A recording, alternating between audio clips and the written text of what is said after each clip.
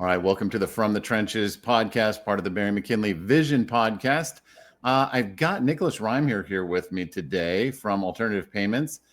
He's been on the front lines helping MSPs really kind of accelerate that cash flow and help automate all that kind of AR stuff that we're always fighting with. This is not a sales pitch. Let's just be clear about that. We're really digging into real stories and lessons that you can learn and apply in your own business here. So, Nicholas, good to have you on. Yeah, thank you, Josh. I appreciate it. And, nice to meet the community as a whole. Excited to kind of chat with you about different things that we hear about and different problems we've helped solve with a lot of these other MSPs out there. Oh, hell yeah. Well, Nicholas, let's let people know a little bit more who you are. Tell me about your background. What got you into this industry? Yeah. So I have a bit of a unique path to kind of this role in partnerships. Originally, my background I came from a very entrepreneurial family. So on my mom's side, kind of immigrant family. My grandfather came over here, started his own barbershop, grew up getting my hair cut there. And he, was really big on having his own business. My own father started a storage business, and I kind of grew up around that environment and, was pitching in and doing different jobs since I was young. He actually built his own software, although not kind of MSP adjacent directly, but he did build his own software at one point in order to scale so that he could continue to kind of run his own logistics. And so I grew up just thinking that was a normal thing to do instead of a very unnormal thing it was in his kind of business peer community. And then to wrap it all up, I had the chance to start my own business in high school, which was essentially like bouncy castles and event rentals. And I call that my DIY MBA of sorts. That's so right. All that kind of business and experience on the ground helped me kind of develop, really strong sales skills that I've been able to kind of pull into the rest of this career. And now I'm trying to learn about the MSP space and translate that to the problems that are unique here. Yeah, no doubt. Let's talk about something here for a second. So Grandpa got into two businesses. One of them was opening his own barbershop, and he also had the storage units. Yeah, so I got two people confused there. My grandfather was the barber. Yes. Lovely man named Carlos. Yeah. Geez, man, that's where I get the mustache from, because it's a little homage to him. Rest in peace. My dad, on the other side, his son-in-law, is the one who had the storage business. Okay, got it. So what years was the storage business going on? We opened in 1999. Yeah. And it was started on 4 or 5 credit cards that my dad rotated so that he could pay each one off because he had no money to start the business. Ah, yes. Okay. So 1999 was heyday for guys like me kind of learning about storage units and just how awesomely profitable they could be. And I remember thinking, if I could just figure out the 4 credit cards, that sounds beautiful, by the way. If I could have figured that out, I was already thinking, much like your dad did, how can I automate this? How can I get some tools in here to say, could somebody get all the way to the point where they are not having to talk to somebody, just be at a kiosk and figuring out what kind of unit they want and dispensing the keys and all that stuff? Made it up in my head. No idea how practical that was. But what was the software that your old man kind of came up with to help run that business? Yeah, I love that you asked this question because I've always found this story to be really interesting. But basically, his storage unit his business was unique. It wasn't a fixed storage. So, like roll up doors and kind of what you think of right off the bat. It was a mobile concept that was essentially like parking stall sized bins that were wooden, that were, tall enough that you could step inside. And they were mobile. So they could be stacked 3 high by a special forklift and stored in a standard warehouse with no infrastructure costs. So you didn't have to have 1,000 roll-up metal doors with 1,000 sprinkler systems and lights and all that stuff. Yeah. He just had a warehouse with the bare minimum lights and the bare minimum infrastructure, which means his costs for operating were very low comparatively. But his problem was that these lockers were constantly moving all the time. So at first, they would track it in a spreadsheet. But if they made a mistake and forgot to track a movement, it would have cascading effects, and then they'd have to audit the entire 1,000 locker warehouse, which I remember doing as a kid up till like 1 a.m. It was a nightmare. You'd be shooting between the lockers to try to figure out where one was. And so it caused so much headaches that he realized he could never scale the business if he had to keep dealing with this. Right. So that's when he read an article in The Economist that said, India's got amazing software talent. They can build anything you want. You should check it out. And he just got on a plane, went through essentially the yellow pages of that era, showed up to 5 different offices in India in Ahmedabad, and then ended up picking one and building a software stack from the ground up. around like 2005, 2006. So let me get it right here. So I would say I need a storage unit. You guys would bring me a bin style storage unit. I'd fill it up, and then you would take that back to your warehouse for permanent storage or more long-term storage. Yeah. So my sales pitch to you, if I was the 12-year-old on the phone, is I say, instead of you trying to rent a truck, put all your stuff in there, drive to some other storage facility where they're going to charge you more, let me deliver our crate to your door, right to your driveway. And you can just fill it up whenever you've got the time, after work, so forth. And then I'll come by a couple of days later, I'll pick it up and I'll go put it in the warehouse. And then you just let me know where you want it delivered to the next time. Okay, got it. And so kind of like that pod business before the pod business. Exactly. Okay, that's cool. And is there a phenomenal happy ending to this story, I hope? Yeah, so the business is running very successfully. The gentleman that gave my dad the idea to start it in the hometown I'm from, which is Victoria, BC, he ended up buying that person out about 10 years later. Okay. He was the only one that was able to really scale because of this investment he made into the software, whereas everybody else was really struggling to like keep up basically with the logistics. And so because he had this very scalable system, he started buying up competitors and starting new locations. And so now there's 3 warehouses. On average, they're about the size of a football field. We just started stacking lockers 4 tall, with each one being 9 foot. And the profit per square foot of that warehouse is probably some of the highest in that entire industrial park. Yes, hell yeah. Oh, that's cool. I absolutely love that. I think a lot of MSPs would, at some point in their career, love to have something that sounds as simple as that, though I'm sure it's not simple, but that sounds very, very awesome. And let me ask you, you get introduced into this MSP space, and your first foray was at Alternative Payments, or were you somewhere else serving the MSP community before that? No, Alternative Payments is the start. And I was in a really kind of interesting inflection point in my career where I knew I wanted to pick the next place that I was going to be at for a long time. And I was really going to kind of dig in with and be with for a good chunk. And so I wanted to pick an industry that made a lot of sense to me.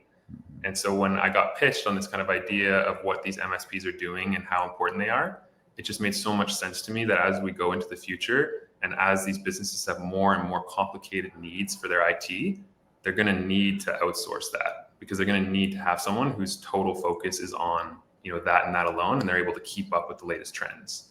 Okay. Because I saw that happen with my own dad, where he'd pick the wrong, equipment at the start because he didn't know any better, and it would cost him huge down the line.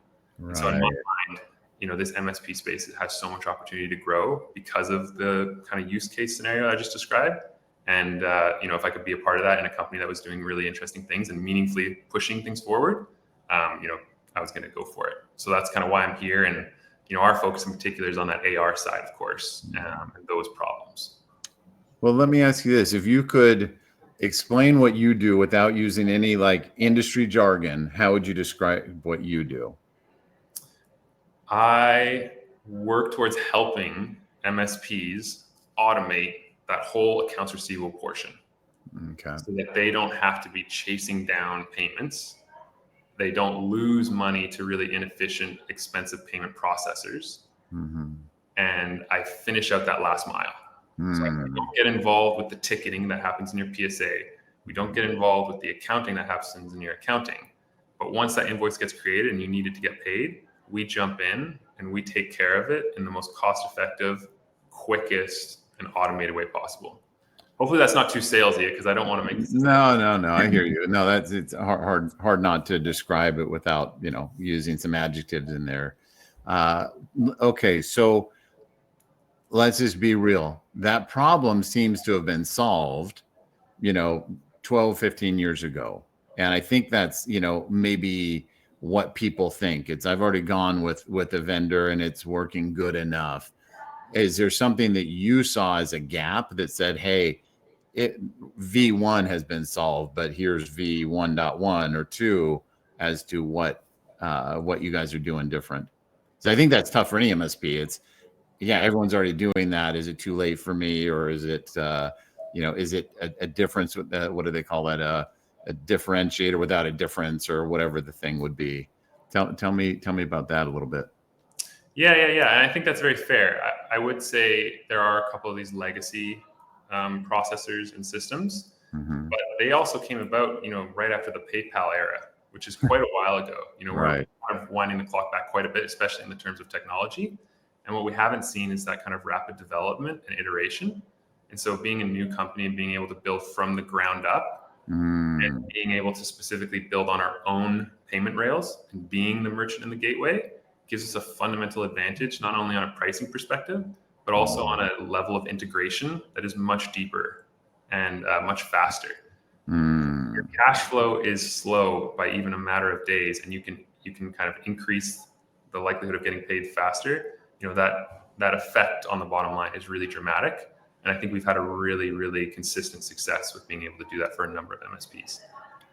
This is one of the reasons I was excited to talk to you was basically to have a shoulder to cry on. Okay, this is me whining for a moment. So we've been using a solution for, I don't know, it feels like at least 2014, and just love it. Very easy, set it and forget it, basic maintenance.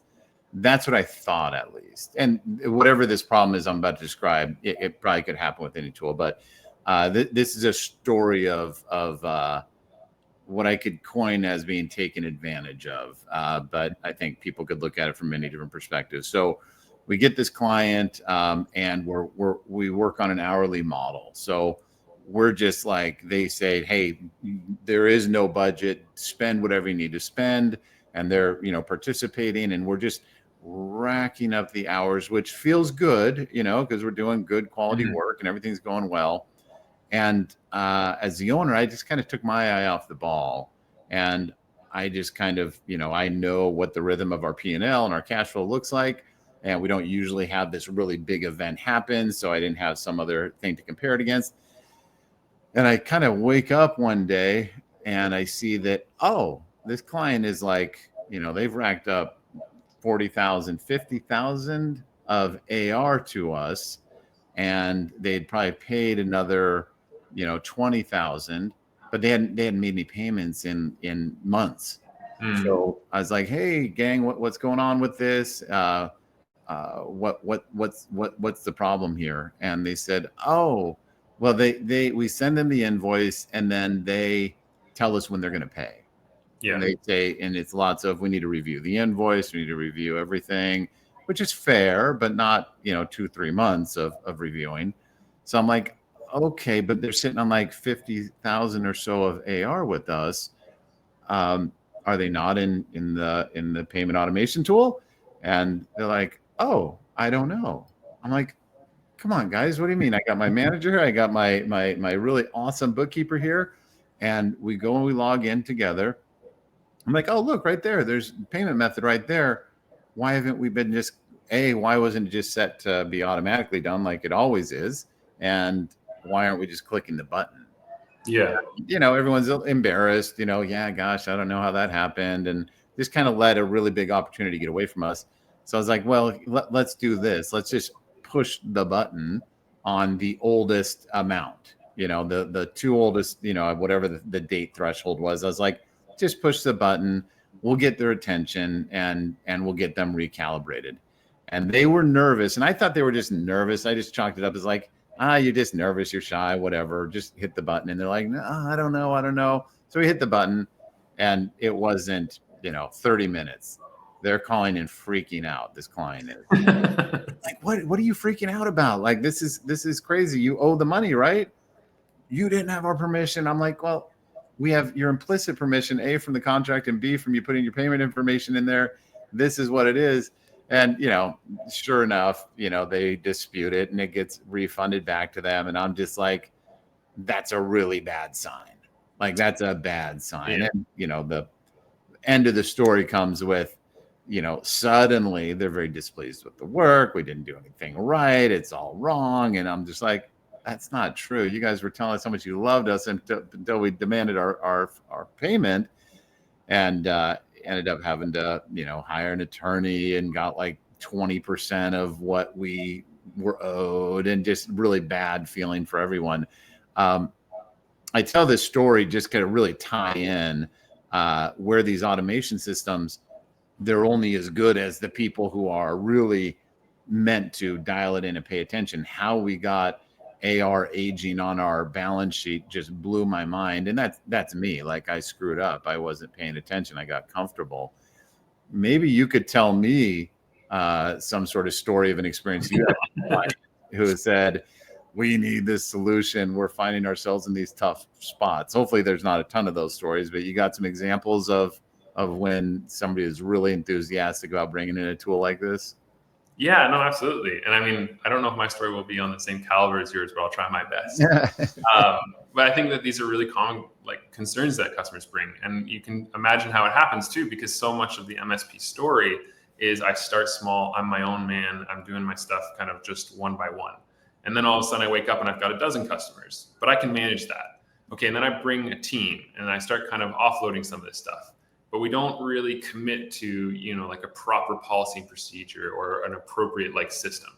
And so then, when a group like us is able to come in and say, hey, we're working with 600 other MSPs. This is the gold star. Like, this is the easiest way that you can handle it. And from the start of that relationship of bringing on a new client, we're going to get them into a contract. We're going to get them into that kind of ARR recurring revenue style model. And we're going to set the expectations to them that the way they pay their bill is through this, portal, alternate payments or other.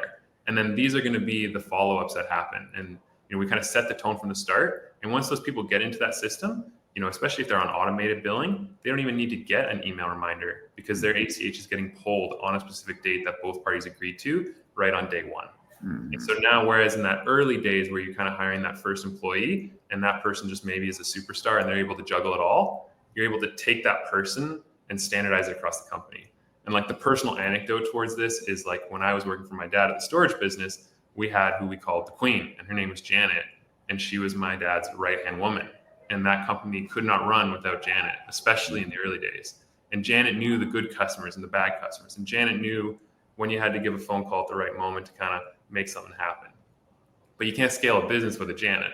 Eventually, you need to make a proper system where those things can be automated and they can be handled like kind of more properly. And so I think that's really our big focus, is being able to give those tools to customers so that they can do exactly that, and they can, let Janet take a holiday for once. Sure. And, I want to ask this specific question to you because you mentioned the word ACH. I remember when these tools, I've been doing this a long time, like 20 years. I remember when these tools, and really one particular tool started coming out, and the owner, founder just was an awesome dude. And I remember being at a really small, like breakout room at some really small event, and he was just bringing his A game. And at the time, all of this was revolutionary. Like, holy crap, you can do this, you can do that. And one of the things that he said, and this was like literally like 2013, if I'm not making up the date too much, he said, and if they won't do ACH, do take the credit card. You want to do the ACH, but even way back then he said, but charge them, pass through the 3% to credit card processing fee to your client. And I mean, the room just was like, oh, that's terrible. You can't do that. No way. And everyone is just, he had them. And then when he said that, he took a little step backwards. In my mind, I'm like, oh, hell yeah. I think that makes so much sense. Maybe I'm just too much of a capitalist. I don't know what it is. But then we kind of fast forward 10 years to today, and everyone's passing it along. In fact, one of the biggest vendors in the industry last week said, hey, we'll give you a little discount for a couple months if you go to ACH. Otherwise, we're going to start charging the 3%. And I thought, I'm not happy about it. I like my points. We have a pretty big bill with you guys, but I get it. So what's your personal take on that pass through of the credit card processing fee? Are you thumbs up or thumbs down on that? No, I think it's exactly right. And it's very prescient that he was talking about that so long ago. What we see and what I recommend to folks often is we need to give your client options. And we need to make them feel like they have lots of choices, and we need it to be dead simple to use. If your portal isn't as clean an experience as buying a laptop off of Apple's website, you've got work to do. And like, that's how I set a gold standard. And some processors don't have the most friendly. And you should look into that because it's probably affecting your activation rate, and it's going to lead to someone picking up a checkbook, which is truly like the worst way ultimately to get paid as far as cash flow is concerned and manual kind of work. And so if the focus is on making it as easy as possible and providing options, how should you provide those options? Well, you should incentivize the thing that is best for you, which is ACH, because that's predictable. It's essentially free or close to it as far as, the pennies that it represents. But to have those options, sure, provide that credit card as an option, but make it very clear and upfront. Don't hide it. Don't try to, tack it on and make it unclear, but make it upfront that they're going to have to eat the extra processing costs that go along with it. Because to be honest, and I think you even said this yourself, you're using a credit card most of the time because you're looking to get points. Right. And the feeling in the industry over these last 10 years or so, and as we move forward, is in a B2B environment, it's not really appropriate for a business to be making space for you to be able to collect more points. It doesn't really make sense. Yeah, well said. And then the last piece that we do at our group and that we really believe in is you should also offer something like a financing tool, like a paying in installments, because then you're really completing the circle of options and you're able to say, hey, I know that this new bill for those extra computers is coming out of nowhere and it's not the regular just kind of management service contract. So with that in mind, we do have this tool. A couple extra kind of dollars get tied to it if you use it, but we just want you to have the option in case you do want it. Okay. All right. Now listen, I didn't know we were going to go this direction, but we're going to stay right there. So forever, the MSPs have had the option of using, the big monster in our industry of Great America, and they are a really cool company. And I think they really care about their clients, like MSPs. They do so much community work. It's just an awesome organization. So financing, and we're kind of talking about a version of financing with what you just mentioned, has been something that I think MSPs have been very slow to adopt. But we work with a lot of copier dealers who have started MSPs. And just for people watching, if you're not afraid of the copier dealer in your market, you better be. As the joke has been for a long time, oh, copier dealers suck at IT and whatnot. It's like, yeah, you think they're going to suck forever? Absolutely not. They have such strong business acumen and such strong sales acumen that they are a real threat to you. You can kind of, shield your eyes and pretend they just suck, but they're not going to forever. That's not my point, though. One of the things that they've done, because they're dealing with those big copiers and all this stuff, they've used Great America and they get awesome margins on everything they sell because they put everything on that lease or that payment plan. MSPs have been hesitant or slow to do that. I don't know if it's because they think their deals are too small or it's an extra layer of complexity in the sale or whether how to admin it, once the sale is complete. Tell me a little bit about how you guys are working, because that is very interesting. Is it kind of like in a firm or something like that where they can just say break it up into 5 payments? How does that work with you all? Yeah, like a firm is a great example. That would be like a business to consumer B2C. Mm-hmm. We represent like a B2B option. Mm-hmm. And remember, the motivation for all this is about options. Mm-hmm. You can pass on the credit card fee and get away with it if you are providing options. If you're just using a basic credit card portal and that's the only option and you just throw that fee out of nowhere, I don't necessarily agree with that approach. And I do think you're going to get a lot of pushback. But if you're presenting it along with options like that free ACH and then also this financing tool, that's like the motivation of why we brought this tool in. And so in that world, the folks are providing it as a service to folks and they can apply.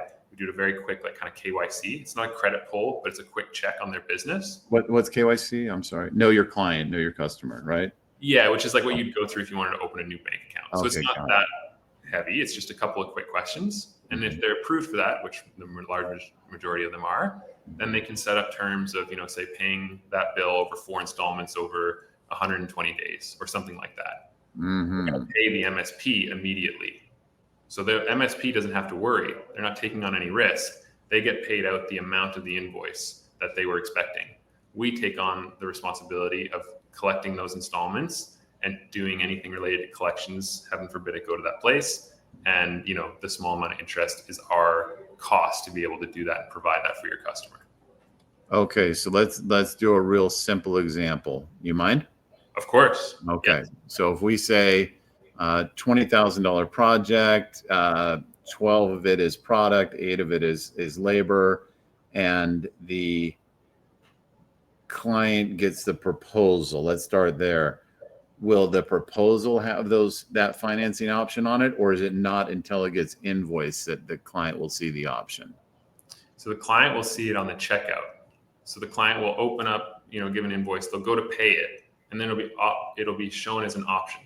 ACH, Okay. credit card, financing. And at that point, they can essentially request to use that. And then we would go through the application process, answer those questions. And then if we go forward, we pay you out immediately, update your QuickBooks or whatever different software to say, hey, this has been billed. You don't think about it again. And then they go into our process for, collecting those installments and going through the motion. Okay. And so then I, as the MSP salesperson, I can say, look, here's your proposal. I'm going to tell you when you get this invoice, you can pay it these several ways. One of those will be you can finance it. Exactly. And Okay. it can become a part of your sales pitch for bringing on new customers, which is, hey, we partner with this great company and they allow us to provide these options. And so this is what it's going to look like for you to pay your bill. And that's how we operate here. And are they very short-term payment cycles, or are they more longer-term, multi-year? We kind of help with that sweet spot. We don't do the big long-term, and super short-term is often not worth it. So that there's this kind of middle ground of say up to 5 months, and that's what we kind of cover. That can make a real difference. And if I'm okay, all right, that's pretty sick. Now, does the ratio of product to services matter at all? Because I think that sometimes has some bearing over with the larger organizations who are in the business of financing. It doesn't. It won't apply or be a concern. And it's a really great tool. The one I see it most commonly used for, and to be clear, it's not like 25% of your future invoices are going to start being a part of this. It might just be a couple handful if you're a smaller Sure. here. But being able for your salespeople to be able to go to the customer and say, hey, we've got this unique bill coming up because we really need to update your servers and we got to replace those monitors. This one's going to be a bit bigger than the usual, but to soften the blow, you could use that partnership with our vendor and you could spread that out over 5 installments. So it's not coming as a shock to you. Right. Wow. That's really cool. And I'm sorry, I'm just kind of anticipating what questions other people might have. In fact, if you have any questions about this, just put it in the comments below and make sure to like and subscribe if you think we earned it, by the way. If you think about an MSP who might be looking to sell a big block of time, which is common, not as common, but it's, for whatever reason, the client says, I can't really afford to tackle this thing right now, or they've had some one-off thing they need to buy $10,000, $15,000 block of time. And that's all that invoice was. Sounds like somebody could finance that over a few months as well. Yeah, absolutely. And it plays right into that idea of the more options, the better. And the more opportunities you have to build a really strong, trusting, long-term relationship with your customer, because they feel like, they're not being forced into a credit card portal and being charged 3.5%. Yeah. Oh, that's exciting. Now, just like everyone in the world who hears about a software, I got so many ideas for you, but I'm not going to any great ideas.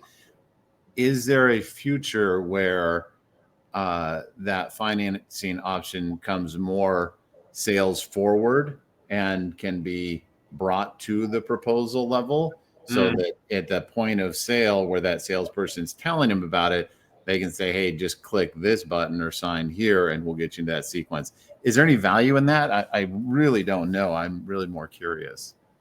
Yeah, absolutely. I mean, I think that the big push in the industry and the terminology here often is the quote to cash. And what can we do to shorten that as much as possible?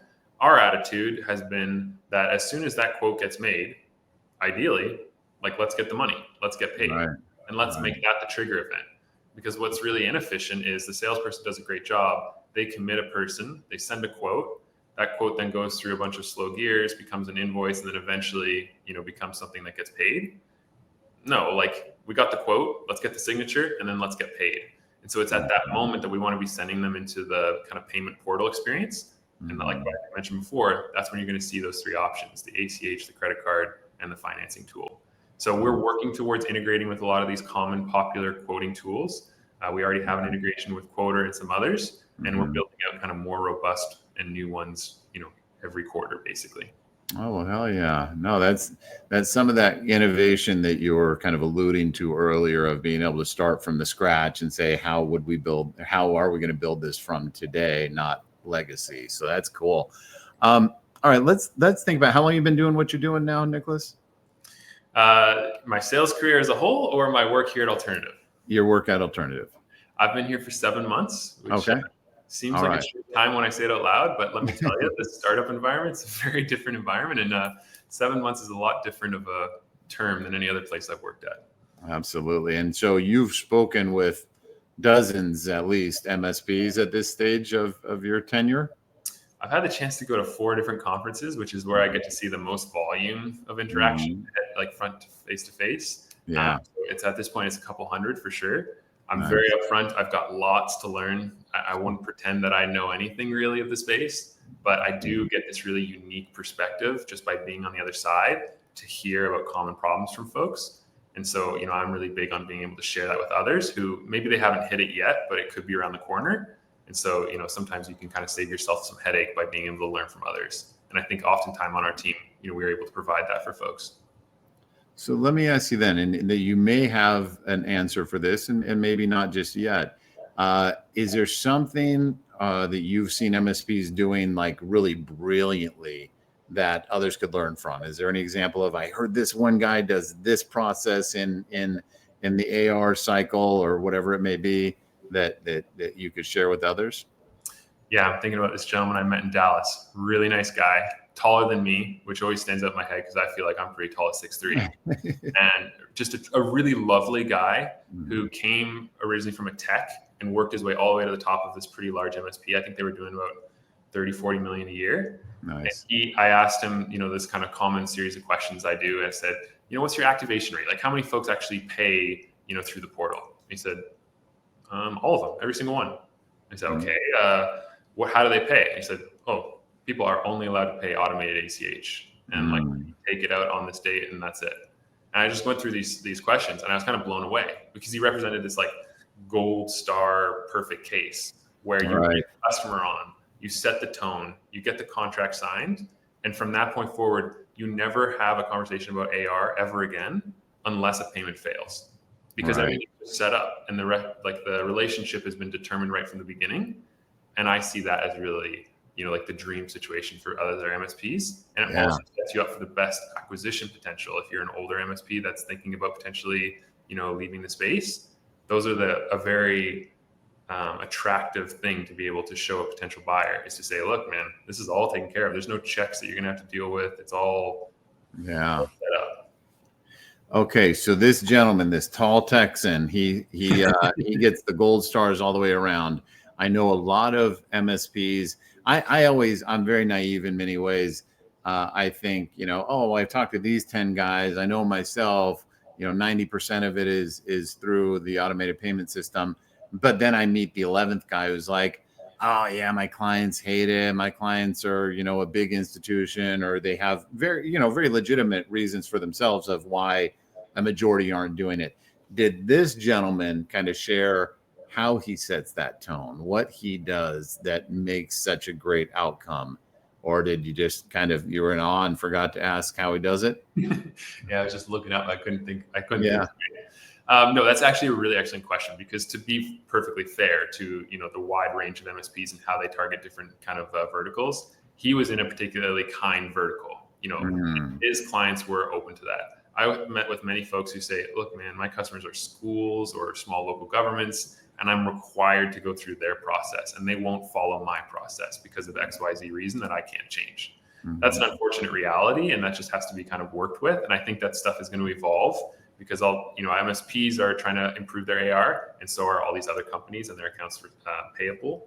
So we'll see that stuff evolve. But he was a use case that had a very strong vertical where everyone could get on that kind of memo. That makes sense. I see, when I really think of like the $2 million MSP or 1.5 or 2.6, they're doing great. They're working their butts off. They're figuring out all their processes and doing things, the very best that they can. And they're doing great. what I think an observation would be, that doesn't mean that they're bad or anything like that, is they haven't really gotten to that stage where they're nailing down that ideal client profile. They live kind of more in a TCP, typical client profile, of, well, this is what our typical clients look like, instead of getting to the ICP. And I've never really thought about in that ICP, matrix of how will this impact cash flow? How will this billings sequence, affect us positively or negatively? So what comes to mind, of course, is the schools, local governments, and the property managers, where it's like, oh, they've got things so complex, great work, but is there a trade-off for, we usually have to wait 60 days and we usually have to do a little bit of chasing. I wonder if that's something that, folks should consider when they're saying, do we want to get into this? It's juicy, but the trade-off on the cash flow, cycle just may not be worth it. I don't think it rises to that level, but maybe it does. You got any thoughts on that? I do. And I hear this a lot in the peer group conversations I end up in. It's like a very common dinner conversation. Do I specialize and niche down, or do I just focus on, just trying to build the widest book possible and just have that diversification? I certainly think from an outside perspective and seeing people, our customers, if they niche down, they have faster turnaround on payments. They have better cash flow. They struggle less on the whole. And I do think that there's a lot of value, to just committing yourself to an industry, because then you're going to come up with the most general processes that fit the widest range within that. And it's not going to be as hard as just kind of taking on everything from everywhere. But it's not always that simple, and there's going to be plenty of MSPs that are going to need to be those jack of all trades that work, essentially with all sorts of different types of industries. Right. So there's not a one size fits all here, but if you have the opportunity to niche down, I do see very strong positive feedback from it, from this kind of data side on our end. Interesting. Well, let's think about, we thought about, the tall Texan who just is killing it, doing it right. Can you think of maybe some examples of where MSPs kind of shoot themselves in the foot in this arena? Maybe these common mistakes, or the things that you're like, why are you doing that? That is hurting you. Have you been exposed to those types of scenarios? Certainly. I'll pick two. These are the first ones that come to my head. The guys that are still in that break fix model, that's definitely one. And that's a pretty general big bucket. Number two, checks. You have a serious amount of check percentage of your total, you are leaving serious money on the table from a cash flow perspective. Your life doesn't need to be this hard. It can be better. And that's something that you should really look into. There are some folks that end up in a position where the customer will not pay by any means but check. And, that's just a reality, but try to reduce that number to the fewest individuals you can, because checks are just very slow, very manual. And there's a lot of issues that come from it. All right, fair. And you're seeing plenty of people reach into all three of those buckets, I imagine. Well, the one I see that I find very difficult is I'll see someone with a legacy system for processing, and they'll have a pretty mid activation rate. 50 to 60% of customers are actively using the portal to pay their bills. And then the rest is made up of manual bank ACH that someone has to go and rectify. And then the rest is check. And so when I talk to those folks, they'll tell me, oh, well, actually, my processor doesn't cost me that much money. And when I dig into the details, what we find out is I say, well, your processor doesn't cost you a lot of money because you're actually not processing 40% of the payments. And that's why it's cheap. Right. And that 40% is costing you a lot of time, and it's costing your team a lot of time that could be spent in a much better place if we were able to automate it for you. Right. So that's a common one that I see, which is particularly troubling and tricky. For sure.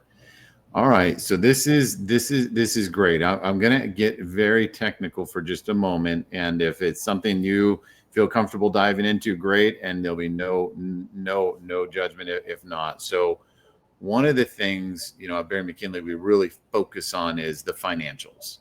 So we've got, like these 13 key ratios. We really do this big push on gross profit, revenue minus COGS equals gross profit.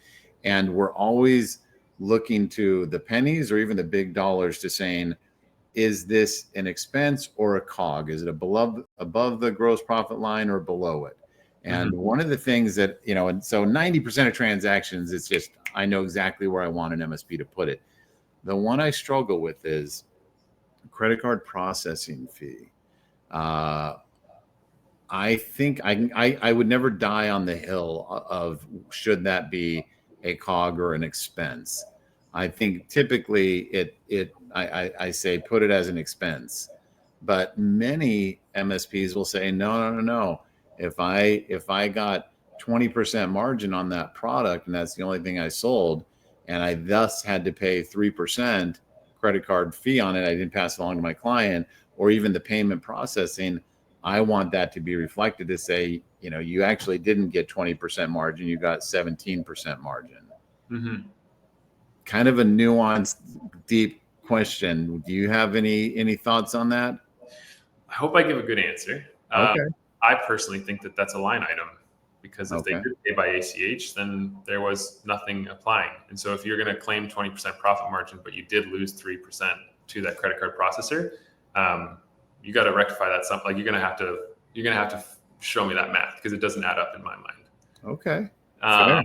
Maybe that's a bit aggressive, but to be clear, I don't ever want to come across like, you have to do X or you have to do Y. Sure. That meets reality, and it doesn't meet like what it's like to actually be a business owner on the ground.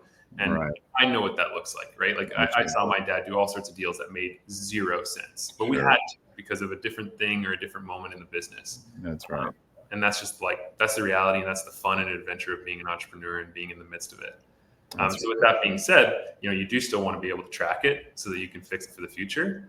And if you are able to pass that fee on to 96% of customers, and only 4% are getting a special grandfathered white glove special treatment where you eat the fee, no problem. That's nothing to lose sleep about. Just make sure you record it so that you know like what the real goal is. That's right. All right. So let's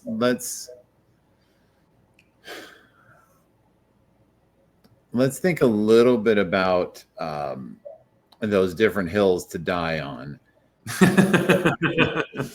if we get into a spot where we want 96% of the clients using some sort of automated payment, we want lots of them to be on the ACH. What are you seeing MSPs come back with on that client doesn't have a valid reason not to do it? Meaning they're not a big government agency or, 15 accounting departments or whatever it is. What are you hearing the objection is from your MSP clients telling you what the objection is from their clients saying, no, we'll just send you a check? What are you hearing some ways that MSPs are trying to meet headfirst that objection? And what thoughts do you have around that? Yeah, it's a big concern for folks. Maybe they get to a point where they say, okay, I've decided it does make sense to pass on the fee. I've decided you guys have a good approach for it. But what am I going to do to actually tell these customers? Like, this seems really intimidating. I don't want to create bad blood. I'm just not interested in it. I have a good relationship. And so what I would say is the most important part is setting up those new clients that are going to start from that day forward and getting them on the right track where it's very upfront. I don't know why I'm thinking of this analogy, but I used to be like a summer camp counselor for kids. And if you go into that first day and you really set the tone to the kids about like what you expect the rules to be, you're going to have an easy time. If you spend the first day just being like Mr. Nice Guy and having fun, you're never going to kind of corral that back and be able to get everybody to the baseline. Right. Maybe a bit of an inappropriate analogy, but just goes to show like how you start that relationship really says a lot for the problems you're going to have down the line. When it comes to addressing that customer base and actually kind of getting them, onto the new program, I think you got to approach it with a lot of upfront, similar to how you were saying that new vendor has, kind of laid it out for you. And what they did was they gave that incentive to say, hey, if you're willing to make this switch, before this deadline, here's a little incentive to do it. Here's why we're making this change. Here's the timeline. Here's what you're going to expect. That's the best approach you can do. And you'll have to deal with the small amount of conflict that comes from it, because that's just going to be the nature of the game. Yeah, it's so weird in that you're right. The next client, the next prospect, having that command authority of, all right, great, we're going to do business. This is how we do it. And it's just laid out. There's no waffling. There's no ambiguity. It just is what it is. I think the friction or resistance is very low. Then when we think of the 40, 50, 60 clients that we have already, for some reason we get real nervous. And really, it's, hey, you are using ACH to pay every other bill in your life, your credit card, your mortgage, everything. Why do we as MSPs get so hesitant to have that conversation that they have to change something? I don't have the answer. Maybe you do, but it seems like one of those things, if we do a little self-reflection, it's like, well, I'm really nervous to have this conversation. Why am I so nervous? Oh, I see it. I definitely see it. And the pushback is never as bad as we anticipate at the start. Because, we provide feedback on how we think, you can present it and like what kind of content you can use and wording. And people come with a lot of, fear and anxiety about it, which makes sense. Like, they're business people. They've learned how to build great relationships, right? All the stuff that I saw growing up beside my dad and when I had my own business. And so it's natural to have that anxiety, but the blowback has always been 1/10 of what we expected. Right. But that goes with all this stuff. And hopefully that really comes across in the way that I answer these questions. Is I don't pretend that any of this stuff is black and white, because it's not. If it was, it wouldn't be fun, and it wouldn't be challenging. That's right. Every great thing is in the gray. That's just how it is. It's interesting. I think you're probably right on that. All right. Well, listen, you have shared some awesome from the trenches moments. You have given us a lot to think about in how we're handling this very routine thing. I know from looking at probably 20 different MSP P&Ls every week and balance sheets, and we really track something called DSO, Day Sales Outstanding, and we know it ain't great out there, right? So I think if you're an MSP, if you're any business owner watching this, it's get very intimate with your AR, see where some increased, cash flow velocity could help you, and really pay attention to this type of moment. I think, Nicholas, you've given us some great thoughts around this. If people want to learn more about you or connect, where should they go?